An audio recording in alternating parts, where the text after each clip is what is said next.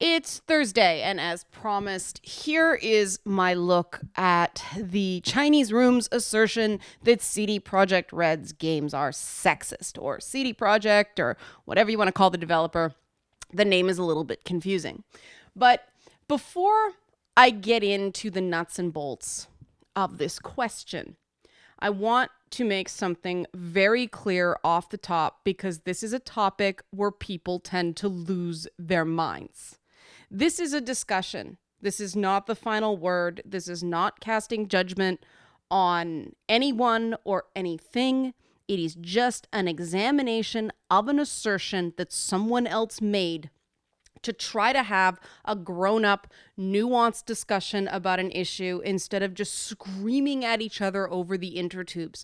That is the purpose of this exercise, because there's a lot of controversy surrounding CD Projekt Red games, notably the Witcher series. I don't even know if there are any games of note by this developer outside of those games, other than the upcoming, what's the name of the game? Cyberpunk 2077? I think that's it.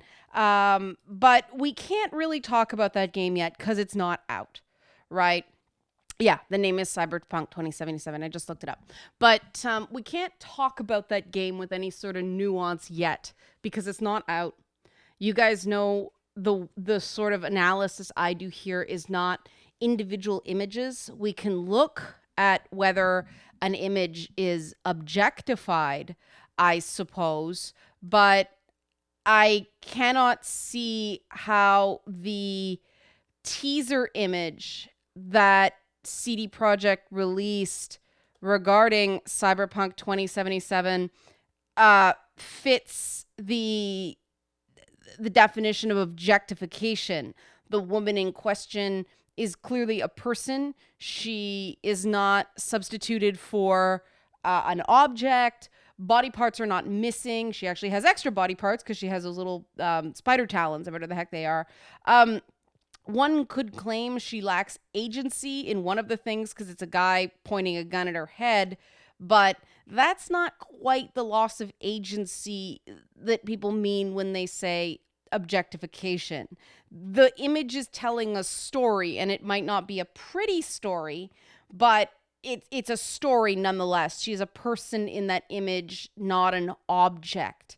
To me, the image is that we're supposed to believe she's the protagonist of the shot because she has a face. The dude holding a gun to her head doesn't. If somebody is objectified in this shot, it's the man. Assuming it's a man, we don't know, because the figure holding the gun has no face and is therefore an extension of the weapon as opposed to a fully formed person. That's how objectification works. And this ambivalence, this tendency to tell very dark stories makes it very difficult to say in certain terms whether CD Projekt Red's games are sexist outright as opposed to having sexist elements. And the next question is, and this is something that came up in response to the Mountain Monday stuff. The feedback from that was very great. Thank you guys for sharing. And I guess I should save this for Feedback Friday, but it's relevant to this conversation, and I want to loop it in because people made some very good points that the reason sexism upsets so many people, accusations of sexism upset so many people, is the idea that sexism is somehow a deliberate and deliberately evil act. The idea that people are oppressing women on purpose offends a lot of people who are fans of the Witcher games. And I don't think they do that. I'm going to say that right off the top. And why don't I think that? I'm kind of starting at the end instead of the beginning here, but I think that the growth that CD Projekt Red showed in The Witcher 3, notably with the characters Yennefer and Ciri, I think that shows they're not deliberately making sexist games. It's not like Grand Theft Auto where they're trying to thumb their nose at everything and say everything is stupid, essentially. They're trying to create strong female characters that people are going to like. Now, the question is whether they do that successfully. And I think that they've gotten increasingly better at that throughout the series. Now, again, this starts from a difficult place because one of the design principles of The Witcher from the outset was that it wanted to deliberately get away, at least based on what I've read from the developers and things like that, that they're trying to get away from the typical black and white morality choices you normally see in video game RPGs. It's often about the lesser of two evils. And they believe CD Projekt's design sensibility is that this more reflects real life morality. Now, you can agree with that or disagree with that all you want. I am not sure that I agree that there is never a good choice or a better choice in real life. But I will defend the right to make a deliberately bleak and nihilistic game as artistic expression. I think that's a totally valid form of artistic expression. Now, when you make a deliberately bleak and nihilistic game, sexism is going to be a part of that nihilism. Okay? Now, that doesn't mean that the developers at CD Projekt are sexist people. It means they deliberately wanted to make a game made of horrible things. Now, that it may not be your bag, and you may choose not to play that, and that's totally fine. I completely admit that the earlier Witcher games were very, very difficult for me to play. Were it not for that bleakness, I probably would have played them through more than once. I certainly enjoyed The Witcher 3 more because I felt that it added sort of lifts, rises, little moments of sort of humor and more light to complement the shadow. And I found that overall it was a more balanced game, more fun game for me in that regard. Pacing's very important, especially in very long games like RPGs. But there are things that went beyond the deliberate sexism in the games that I think is what people, myself included, reacted to in the earlier games that are not present in The Witcher 3. And this shows that CD Projekt is improving, and why I wanted to deal with this and why I wanted to tackle this head on, because I think that when a developer improves, they should be praised. I don't think it's fair that we should judge CD Projekt more strongly based on their past games than their last game. And I personally think that The Witcher 3 is light years ahead of the first two games in a lot of ways, including writing, like actual dialogue writing, including enemy chatter. Man, that was rough in the first two games. The writing was not good. Now, perhaps it's because it originally wasn't written in English and the localization wasn't so great. I don't know about that, but 3, much improved. But the actual choice mechanics in 3 were a lot better. Not that it was a good choice and a bad choice. They still had that ambivalence, which was, really gripping in places. I thought I diverge from a lot of progressives on the Bloody Baron storyline. I thought it was a brilliant example of hard choices in a video game up until the end.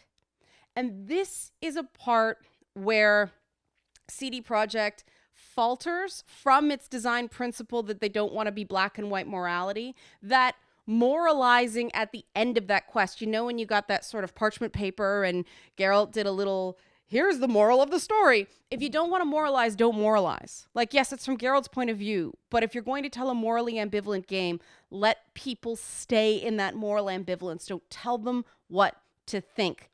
This is a major pet peeve for me in game design. When games, let me see if I can express this clearly. A major design pet peeve of mine is when games tell you what to think, as opposed to just presenting to the player what various characters think. And when the game is a role-playing game, and you're supposed to be controlling not just Geralt's movements, but his choices. He shouldn't be moralizing in your ear at parts of the story. So that is not a deliberate attempt to be a horrible person. It's just a ludonarrative mistake. And developers learn as they go. CD Projekt is a relatively young studio, and so I make this point not to say it's a bad game and not to upset anybody and not to insult anybody. It's to say CD Projekt makes great games. They can be even better, and every developer wants to get better. And so this is something that I think they can still work on to make their games not only more, that dreaded word, fun, but also just more thoughtful in terms of design and giving that player more agency, because interactivity isn't just about being able to push buttons and make things move on a screen. Interactivity is about being able to emotionally and mentally interact with the material, really chew on it, really sort of struggle with it and think about it as you play. And there's certain action games that, even though they don't give you choice, they drop this narrative bomb on you, some revelation about the character or something like that, that you're struggling with as you continue to play. And it's a really cool interactive experience because you have to function in game while, struggling with this thing that has thrown you for a loop. Classic examples are, System Shock 2, the BioShock games. Yes, it's the same twist. It's the same gimmick, but it worked both times. I saw it coming in BioShock because of, the spiritual sequel thing, but it was still great. It was still cool. And then, games like some of the revelations in the God of War franchise, some of the stuff in God, you guys know what I'm talking about, right? The Last of Us did it really well as well. Those, basically, you have sex with a woman in game, you get a card, a collectible card. And this upset a lot of people, and a lot of people have never forgiven the game series for having this element. And I can't tell people when to get over something that was, I don't know what you call it, a business mistake, something that was not totally thought out, sophomoric, even somewhat immature, lacked something. But what that did, I think what the intent was, and I don't know, this is just my speculation, but the art on the cards was quite beautiful. Whoever did that art was very nice. And I think that it was sort of intended to be a celebration of female beauty. But because they were still images, it was that pitfall of a celebration of female beauty through a male perspective. And that's that dreaded male gaze thing that I don't think normally applies to video games. But in this case, they're still images with a clear perspective. And so that did, drop into that territory. That is, turning a woman into a card is objectification. It does fit the requirements for objectification. It does fit those. And that was a mistake. I don't think it was an intentional let's be horrible to women mistake, but it lacked a perspective, at least lacked a perspective from sort of a North American, Western European approach. The cultural realities of Poland are different from stuff here, but nonetheless.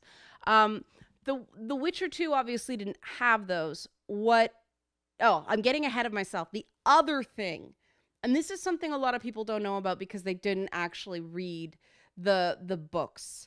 I always mispronounce the author's name of the Richard books. I think it's Andrzej Sapkowski.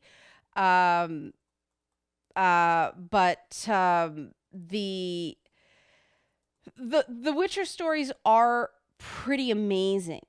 And I really recommend for people who do enjoy literary fiction. They're in a category of their own, and the writing style is cynical and one could say brutal, but they're very well done. And one of the things I really enjoyed about the short stories, for those of you who don't know, the Witcher stories are mostly short stories. They've been translated by fans. You can find them online. But the thing I really liked about them, and the thing I found made them different from a lot of fantasy, is that they had these sexy, exotic women covered in scars. One of the metaphors in the Witcher stories is the and the games do this to a lesser extent, but it's very pronounced in the books, is the way the people of The Witcher reflect their lands. So they're war torn, and they're certainly not empowered. They're an oppressed. They're groups of oppressed peoples. Like, everybody is oppressed in different ways, and even the most powerful people are oppressed because no one's really in control because there's so much war. There's different invading armies, and there's all this allegory that was apparently unintentional, and just goes to show that a lot of the best literary allegories may not be intentional. They're products of the author's reality. But I remember in one of the stories, and I don't remember which one it was, but there was this scene where there were two Zeracanian, I think they were mercenaries, they could have been assassins, but they describe, their bronze skin, and they describe in detail the scars on these women and how they wear them with pride. And I found that so amazing. I found that such a, boom, this is an author who knows what he's doing. And he knows how to define a people through descriptions instead of saying they are a war-weary but proud people. Boom. Women have scars and are still not expected to go hide because they're disfigured. They're out there. They're dynamic. They're just as aggressive and just as brave as the men, just as evil as the men. There is an equality in the scarification in the books. And one of the sort of critical characters in terms of the symbolism of scars in the Witcher books is Triss Merigold. Triss doesn't look anything like she does in the games, in the books. She's got sort of mousy brown hair, and in one of the stories, she gets hit, attacked and wounded, and so she ends up with this giant scar in the center of her chest, and the joke is, well, I guess I won't be wearing low-cut dresses anymore. Now, those of you who played the Witcher games know that Triss constantly wears low-cut dresses, and so for people who read the books, at least for me, I felt that was a bit of a slap in the face. Now, most people have not read the books, and so they wouldn't have that experience, but this physically flawless redhead and this mousy, scarred brunette says a very different thing in terms of character, right? I mean, the juxtaposition of Triss and Yen in the games is very different than the books. And that's not a bad thing. The film adaptation of The Lord of the Rings changed the juxtaposition of Arwen and Éowyn as well, for reasons. But what it did is it took away that every woman property that Triss had. The other thing I should say, and people who played the first game and some of the second, this will be relevant. The third one didn't touch on it very much, but Triss is allergic to her own magic. And so Triss can't use the glamour charms that other witches use. And that's why they're impossibly beautiful and wear gravity-defying fashions and all these things. Triss doesn't use glamours in the books. And this, symbolically shows her as being more real, more honest. Because the other thing about witches in The Witcher is they're notoriously deceptive. Not because they're bad people, but because they're forced to be by geopolitical elements of the Northern Kingdoms. And, this is all very, very important in terms of symbolism that's lost in the game. And so it was very disappointing to me that they perfected Triss Merigold physically. And again, from the intentions were probably good. They wanted to create this character that people liked, but that's that dreaded likability trap with developing female characters. This idea that in order for a female character to be likable, she has to be perfected. And this is a huge thing that we struggle with. It's not, not limited to CD Projekt. This is an industry-wide issue that affects every character from like Bayonetta to Lara Croft to, all down the line. This idea that for a female character to be likable, she has to essentially be perfect. She can't have anything that the player struggles with, anything that they might find unattractive, and male video game characters don't contend with that. Geralt's scarred up. He's more than a bit of a dick. There's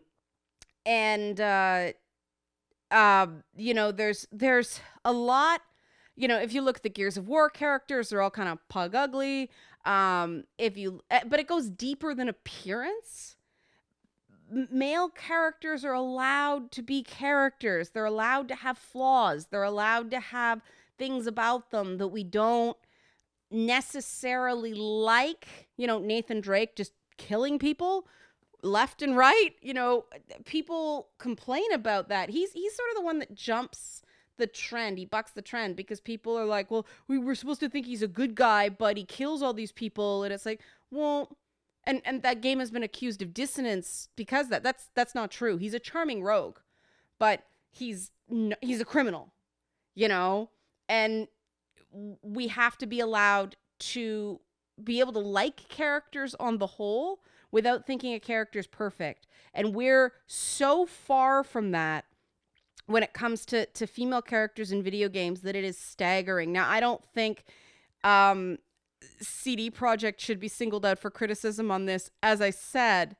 But I think that it's a point that should be made that anybody who points at CD Projekt and claims sexism on this point has to take a good hard look at their own product. Because, for instance, why did Crystal Dynamics change the appearance of Lara Croft?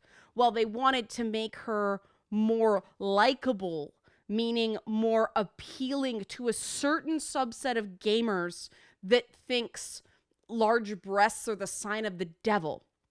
Now, I maintain this doesn't make her a better character. This makes her a more likable character. To some, not to me. Because as silly as I thought it was that Lara could be doing some of the things she was doing with a chest like that, trust me, I used to take gymnastics. Large chests are a real problem with certain things that Lara was doing apparently effortlessly, but it's fantasy, right? It's no different than a guy who is running around in armor that would weigh 300 pounds. Power armor is not exactly modern science that we can use today. And so I found it to be a little bit of power fantasy, to have that physical impossibility and go, man, I can do this in a game and I can't do this in real life. And it's beautiful. And this is something I'd like to be able to do, but I can't. So I can have this little bit of escapism. Well, the industry as a whole decided I was wrong. And the things I like to escape from the lousy parts of reality were wrong. Thanks, games industry. Top keck. I don't think the appearance of the women in The Witcher alone is something that they can be singled out for, because across the industry we have a problem with not letting women be flawed. And as the Mass Effect games show, you can toy with the idea of a physically perfect woman. The arc in Miranda's story is an example of that. The way the rest of the universe sees the Asari are an example of that. It can be done thoughtfully. The problem in the earlier Witcher games is, I think, and I don't think this is because they're bad people. I think it's because they were somewhat green as developers. But I think it was done without really getting down and thinking about what they were doing, and making sure there were enough different types of beauty among women. And the fact that there were these scarred up Zeracanian mercenaries, so you've got dynamic women of color who are equal to men, who defy conventional beauty myth in the books. Unfortunately, that means that all those fan defenses of it's okay to have all these things in The Witcher because the source material was overwhelmingly white and overwhelmingly this and that, it's not true. So, I'm not, I don't want to get into the race issue there. I'm just letting people know that there were people of color in the Witcher books. But, they weren't black people. They were more Middle Eastern, but they were there. And that takes us to sort of that other major issue that does happen a lot in The Witcher 2, which is women in refrigerator syndrome. And this is an undeniable part of the core story of The Witcher 2. What happens in The Witcher 2? Triss Merigold gets kidnapped, turns into a little statue. Geralt, it's not even as simple as Geralt has to save her. Geralt sets off to save her, but then can choose not to. And some people love that choice. It left me feeling profoundly vulnerable. And I think that for me, the hypermasculinity, don't freak out. The hypermasculinity of The Witcher, where it's this mono a mono world of men with women sort of on the sides that happened in The Witcher 2. At least the one path. The other path, I'm talking about the Roach path, the Yorvest path, structured a little bit differently, but they ended up in the same place. So to me, there's this weird boomerang effect that happens in hypermasculinized artistic properties where they become almost homoerotic. And there were moments in The Witcher 2 where I'm like, wow, this is Brokeback territory. When The Witcher and Letho, is that his name? Letho? The other Witcher. They're sitting down and having this mano a mano talk, and you can choose to fight him or choose to not fight him. But it's I'm like, whoa, this is like sudden bromance. And then Dandelion's worship of Geralt. I know they go out of their way to define Dandelion's heterosexuality in The Witcher 3, but it's an unintended consequence of being so manly men all the time that it does fall into homoeroticism. And part of that was because women, other than Philippa Eilhart, really don't have a lot to do in that game. I mean, the very subtitle, Assassin of Kings, tells you what it's gonna be about. It's dudes killing dudes. And, if one of the assassins had been female, I guess you could say that about Philippa. But the Yorveth path was definitely a better constructive one, ludonarratively, and there were still issues with that woman who is a lesbian until Geralt gets to her. I mean, you went there? You really went there, guys? That she's a lesbian until she finds the right dick? Yikes. And I know I'm oversimplifying. That was a bit of a joke, but these are just sort of they're not intended to be terrible. They're just they're narrative errors. And so I hope you see what I'm doing here, that I'm actually looking at the game from a structural perspective. I'm not saying whether it's good or bad. I'm not saying they were intending to be sexist. They were intending to put down women. I'm saying there were technical issues with this game that led to probably unintended outcomes. I emailed the publicist about this stuff, and I got this very long email back about how they think they've created very, very strong women and strong female characters. And yes, they did. But what happened to them in The Witcher 2 was a series of, deaths,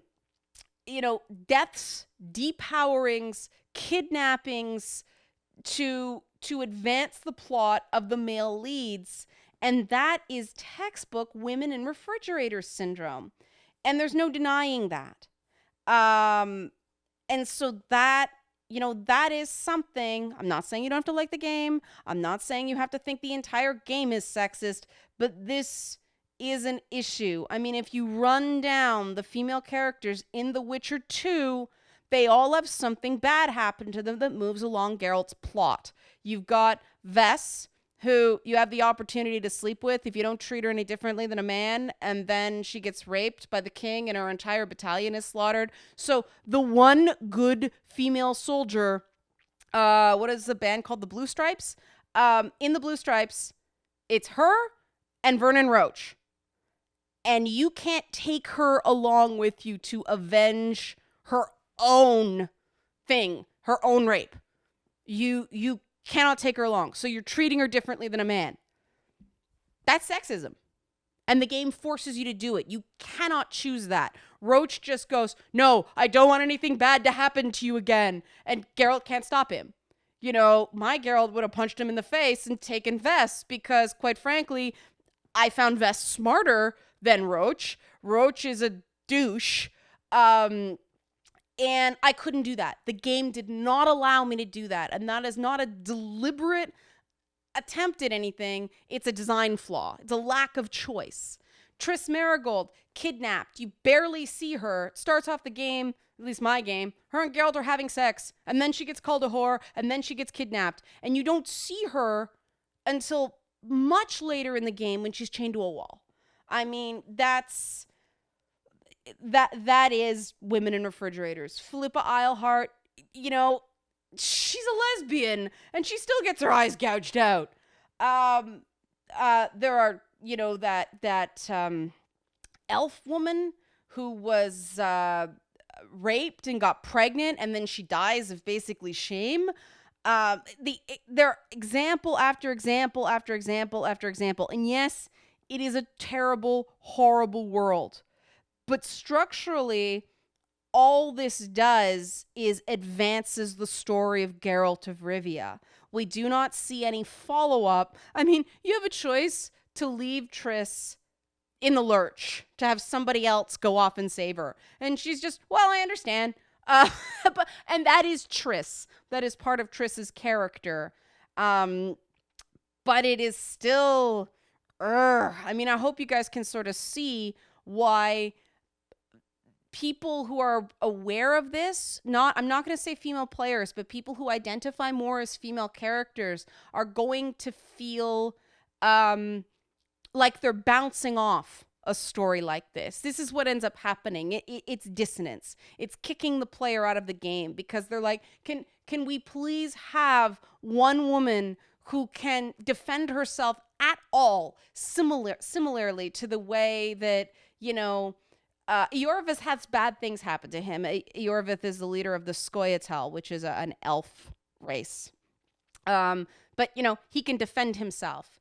And, the kings get assassinated. But we learn quite a bit about them. They become these well-rounded characters. We learn very little most of the time about the aftermath of the bad things that happen to women in The Witcher 2. It's just, it happened, plot moves along. The women disappear after they've served their purpose, and their purpose is to make Geralt make a hard choice. And so there were issues with The Witcher 2. I'm sorry, guys. There were, structurally. technically. I mean, you want to get into the fact that I kept on equipping my boots accidentally because the inventory screen was so poorly designed. That's a technical issue too. There was a memory leak that they never fixed. And, my computer just kept crashing the game because it was basically overloading. These were all technical issues. And obviously there were things that CD Projekt still had to learn that affected the overall quality. And by quality, I mean, did they make the game they wanted to make? Was their intent executed? And, well, I played The Witcher 2. Oh, God, it was on a Steam sale that I got it. So it had been out for a while, and that memory leak still isn't patched. Like, come on. That, and I think CD Projekt gets a bit of an easy ride on that because of their stance on DRM and other things. They have a lot of really good positions on distribution and things like that, as far as I'm considered. But that doesn't mean they can make games that are still broken years after the fact. Especially PC gamers expect that because there is the opportunity to fix these games, we expect the games to eventually be fixed. We're paying money for a functioning product. We'll accept it being broken at launch to a point. I mean, The Witcher 3 was really broken at launch, but there was a patch out a month after launch that at least fixed the game-breaking bug that I encountered, which was if something happened at a certain point, Geralt lost the ability to run. I thought I'd forgotten to play the game. I was walking everywhere, and I can't play this anymore. It's too painful. I waited for the patch. But I'm pointing out, and I'm going long on The Witcher 2 because I want it to be clear that I am not saying, oh, these evil developers. These are mistakes, and they're unintended mistakes. And I think it was just a lack of experience with storytelling. Technically, I shouldn't say technically because there were design issues too. I mean, some of the combat was clunky as anything in The Witcher 2. And I want to be really clear that I'm saying that my issues with the role of women in The Witcher 2 are design based. I think that they did set out to create female characters that men and women alike would like. I personally think Philippa Eilhart doesn't come alive until The Witcher 3. I think we really get to know her in 3. We start in 2, but we see her more sort of as a conniving, in 2, who's doing bad things to Triss and all this stuff. In 3, you really start to see the nuance more, but you can because of some critical structural changes in the game design that allowed these great female characters to really come alive. And this doesn't mean that CD Projekt Red got this injection of morality. What it means is that they learned how to design a game better.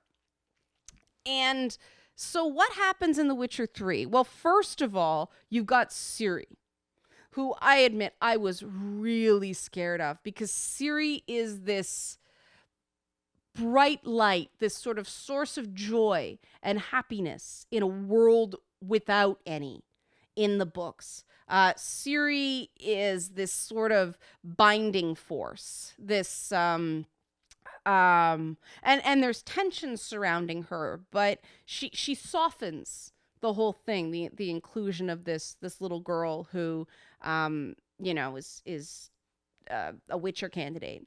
And there's a lot of ambivalence in it because here's this beautiful little girl that, Witcher training by its very nature stomps flat. Witcher training's quite brutal and torturous, but I was like, you better not screw up Ciri. You guys better not screw up Ciri the way you screwed up Triss. There are some people, I love Triss. I think I would have really liked Triss had there not been the Triss of the books that I personally think is a more nuanced character. I think she's something that the games would have benefited for if she was more like her book version. To me, they're completely different characters. They don't fulfill the same role. They don't do the same thing, other than they're mooning after Geralt all the time. But metaphorically, representatively, they don't fulfill the same place. The character who gets scarred, who suffers, a physical injury that they cannot cover up and must continue and be strong afterwards in the Witcher games, is Philippa Eilhart. And her revenge storyline is incredible. But that's what I wanted to see Vess be able to do in The Witcher 2. I wanted what Philippa got. So, okay, I got it in 3. Improvement. We finally see Triss, depending on the choices you make, we finally see Triss get her job back and do very well and be respected for her skills in 3. Whereas in 2, she was, even before the king was killed, she was losing her status in court because it wasn't that she was in love with Geralt. It wasn't that they were in a committed relationship. They called her the Witcher's whore. How can we trust this advisor if she's the Witcher's whore? Now, that's a totally fine narrative thing. If you want to put that kind of sexism in the narrative, that doesn't make the game sexist. But they just left it there. At the end of the game, you can get to the end of the game and not even see Triss be rescued. There's no payoff on that story. It's just all bad. And so in 3, if you make certain selections, at least the choices I made, she gets her job back. She does very well. She actually ends up making more money and being more powerful than Geralt. And now I have to spoiler tag this thing because that kind of is. I didn't say how, but and it's only one choice. But then, of course, there's Ciri, who's a playable character. And you don't get to play her very much, but you do get to play her. And the important thing is that you actually get to spend some time following her around. And I think the playable character status is, I know it's very important for some people, but in terms of depiction of women in the game, just isolated, I think it's less important that you can press buttons and make her do things than it is that because she's the playable character, we actually have to think about how she's thinking and feeling in certain situations. The game encourages us to have empathy for this particular character because we have to make choices for her. And that's a huge pivot, which is pretty well understood, so I don't have to spend a lot of time on it. The other character I thought was astoundingly good. And this is the reason I made this video, and the reason that I want to sort of take on this topic, and the reason I want to criticize CD Projekt's past efforts to defend them on this one, is Yennefer. Yennefer is this plot device in the first 2 games because for people who don't know, the first Witcher game picks up after the events of the first of the books, because at the end of the books Geralt's presumed dead. And there's all this stuff about Yennefer and the Wild Hunt and all this stuff, but when we finally meet her, oh Lord, she has all the things, all the, all that stuff I was saying about women have to be perfect to be likable and all that stuff. Yennefer breaks that mold. And she's one of the best female characters in video games ever because of that. She makes mistakes. She is reckless. She charges in.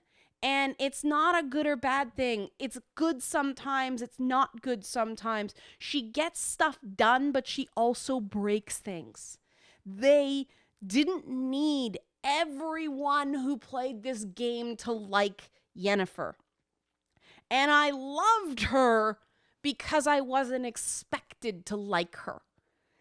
And Yennefer has that equal status to male characters in video games that so many female characters in games lack, because the audience, the player, is allowed to decide for themselves what they think about her, flaws and all.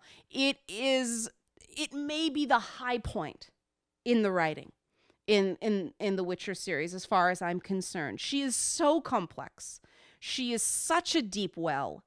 And it's not that she doesn't have emotions, but she's not constantly inflicting them on other people. She's an action-driven character. She communicates through her choices, not necessarily through, let me tell you about my feels. And she's glorious. And the fact that the fact that The Witcher 3 has so many of these, yes, this is what we want to see in games from a feminist perspective.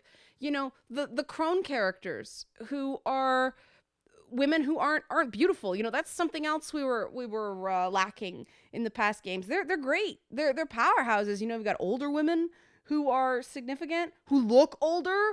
It's a huge pet peeve of mine that, oh, she's 500 years old, but she looks 21. Defeats the purpose of an older woman character.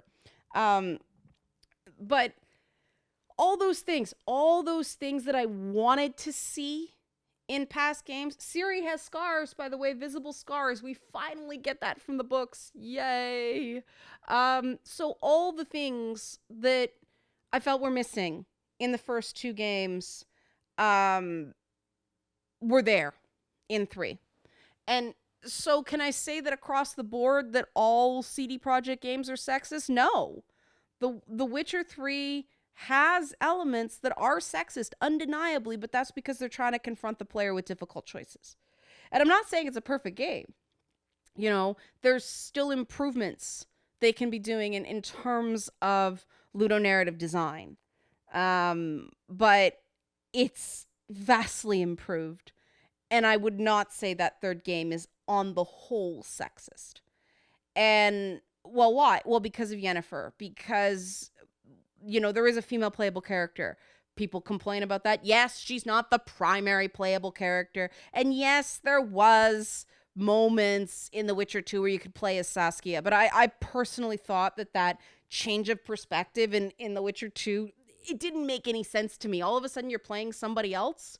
The name of the game is The Witcher. I don't want to be playing a king. I don't want to be playing some fighter chick that turns into a dragon. I want to be playing The Witcher. And that's what's so important about Ciri, is that she's a Witcher too.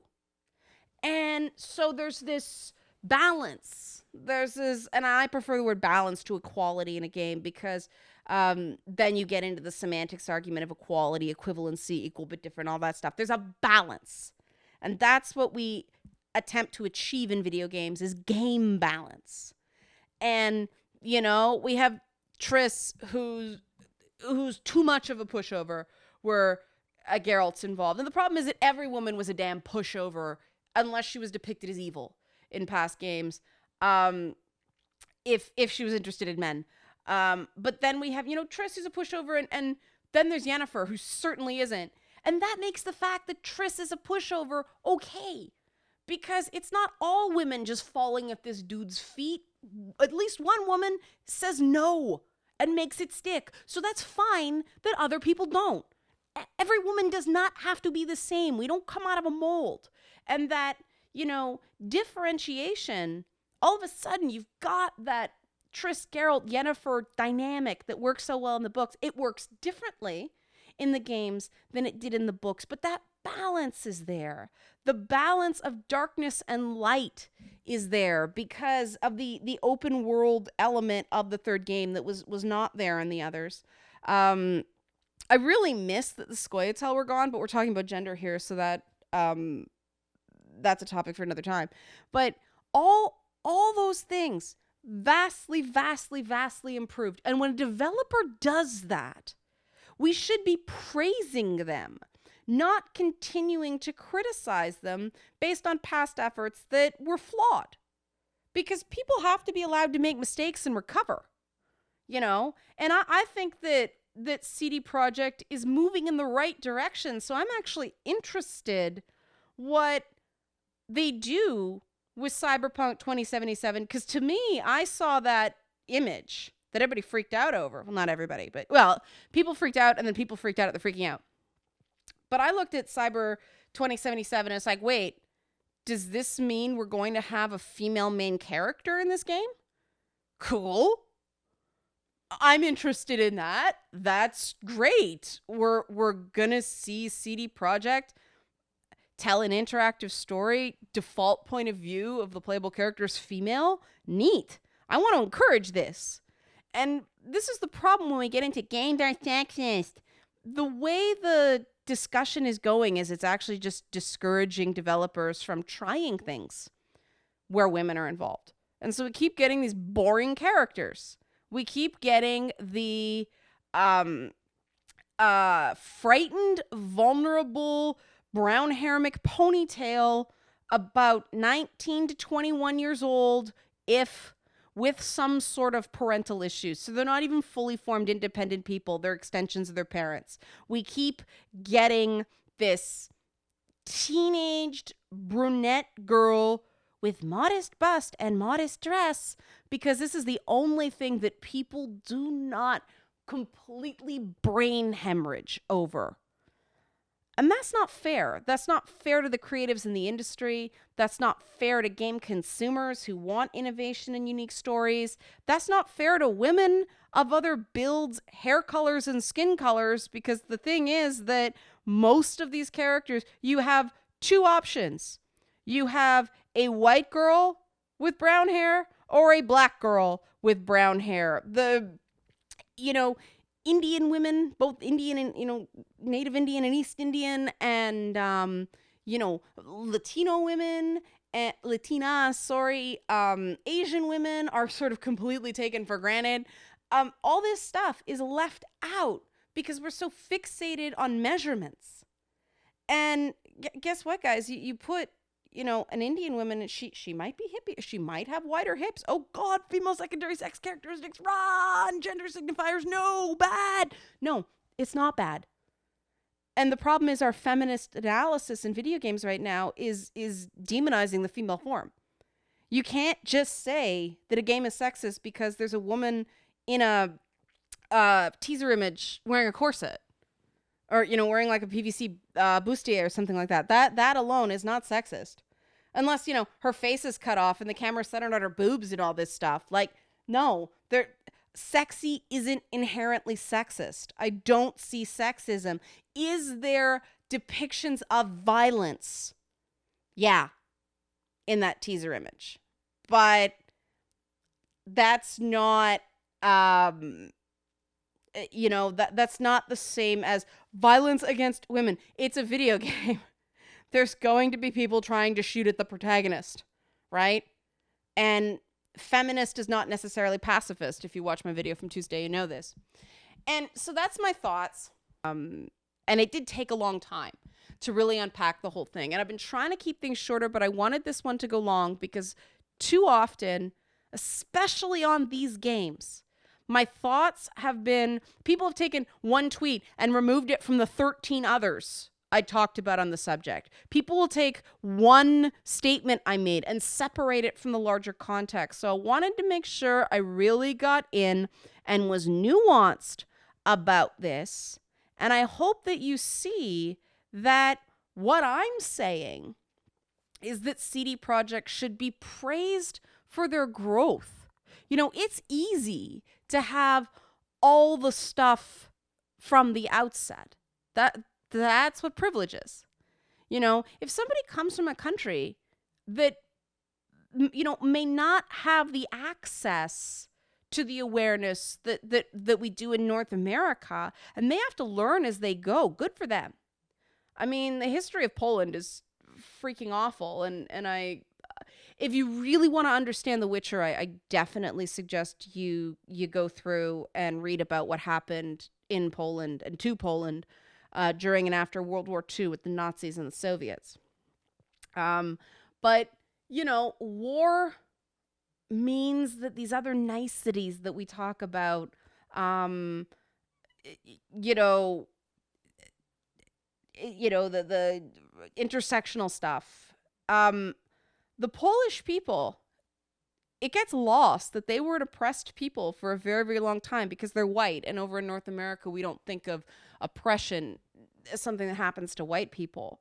But they're not going to um, uh, grok this white privilege argument in Poland the same way. Because if you read about the history, and it's all there in the allegory of The Witcher, yeah, okay, they have white skin, but if you know anything about what happened under the Nazis and then what happened under the Russians, and the fact that this people, yeah, they're white people, but they were an underclass. They were an underclass in their own country. They weren't even allowed to talk about what happened under the Russians until the early to mid 1990s when they finally got their own government. And even now, it's very dicey. The conservative wings of their political spectrum do not want to talk about some of the things that happened after, Soviet liberation and all that stuff. So when we talk about, and this is another topic, but the Witcher games, I think, are also an example of, we have to be very, very careful that we don't equate race with oppression, even though there's an intersection of it. Yes, there is a lack of racial diversity in the Witcher games, but the Witcher games are not about racial oppression. They're about white people being oppressed by other white people due to things like class and politics and wealth and all that stuff. And in a part of the world where that's their history, that's totally valid to talk about. And I would kind of understand if they wanted to tell their story before they considered other oppressed peoples, because they haven't had a chance to tell their story yet, at least not in this medium. And so I don't, it's more complicated than a lot of people want to give it credit for. And so is gender. And I hope that the fact that I've talked for an hour on this now shows how complicated it is. I hope you've enjoyed this. I hope this kind of informs and sort of gives you guys the tools to come at this with facts and examples and an actual analysis, instead of your gut telling you something is unfair about just the blanket CD Projekt games are sexist. You're right. That's not fair. It's a generalization. And I think it's an unkind one. And so I hope that this gives you sort of the language and the knowledge to be able to go, yeah, they're not perfect games. And there were parts of it that were downright rough, but they're learning and they're going in the right direction. And I don't think we can ask for more than that. The same way we don't want perfect female characters because that's boring. We can't expect developers to be perfect. We can only expect them to learn and improve. And I think CD Projekt's doing that.